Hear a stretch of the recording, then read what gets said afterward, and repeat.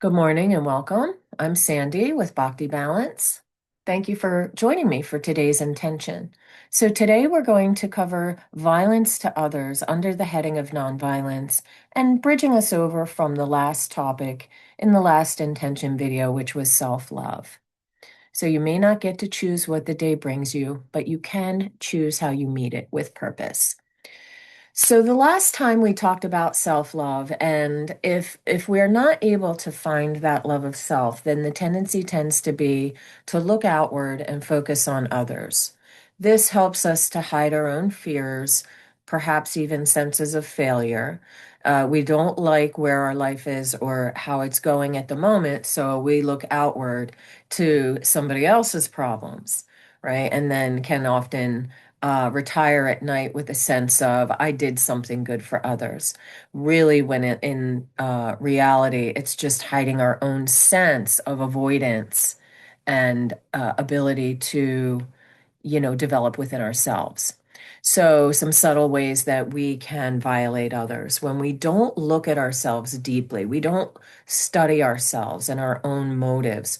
One of the one of the niyamas in one of the disciplines in the eight limb yoga path is self study. So it is encouraged that we study ourselves so that we can learn our own tendencies and patterns, and then we can act with clarity. So there are ways that we may be violating others that we're not even aware of. And nonviolence asks us to trust the other person's ability. So by trying to tell somebody else how to run their life, I'm basically saying you are not competent enough to run your own life. You need me to help you, right? So nonviolence asks us to trust the other person's ability to find their way. It asks us to have faith in them, not to feel sorry for them. Nothing wrong with holding presence for them and being there for them, but not to do it for them. So nonviolence asks us to trust the other person's journey. This is something really common if you have children, right? It's very easy to want to guide them a little bit more, even after they get older, and give them directions. But nonviolence asks us to trust their journey, love and support them while letting them make their own choices. So, well-intentioned help can come from love for sure, for children, for your spouse. Um, there's a story, and there's many versions of this story, but in the book The Yamas and the Niyamas, the story she tells is that her husband, as they grew older together, began to take anything heavy out of her arms just as a way to help and carry them himself for her. um, by just taking those heavy things. Occasionally what she found is because she's not carrying them, now she was becoming weaker. So handling challenges gives us a sense of skill, self-esteem, and accomplishment. In a way, it's like exercise for our purpose. So dealing with those challenges. So when you're constantly trying to remove others' challenges, you're also removing their ability to grow strength to deal with those things in a more confident way. So when we try to take someone out of their challenges and suffering, we take them out of their environment, which cuts them off from the growth that life would otherwise offer them. I love this slide.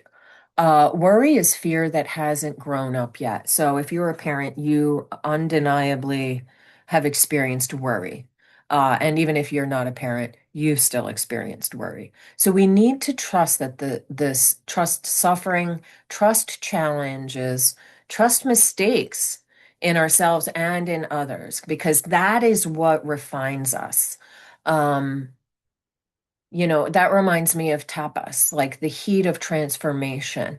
So it is the difficulty and the adversity that really allows us to grow strong. Worry is another way that violence gets masked as caring. Worry is a lack of faith that the other person has the competence to deal with their circumstances.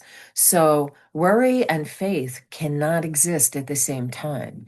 Worry is like fear that hasn't grown up yet, but Worry and fear are an absence of faith.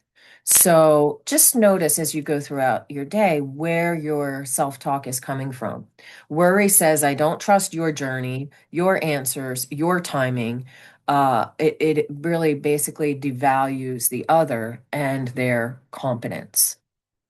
Oops, choosing worry over love. We lost our way there for a second. Okay.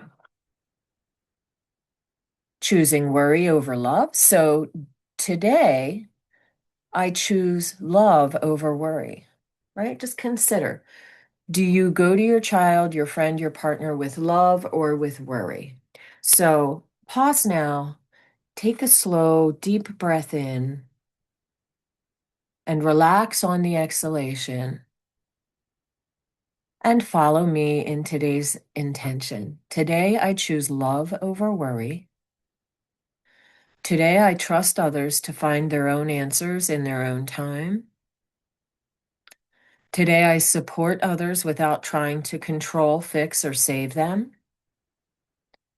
And I trust that challenges can help us grow stronger, more competent, and more compassionate. Keep this with you throughout your day. And remember, you may not get to choose what the day brings you, but you can choose how you meet it. Namaste.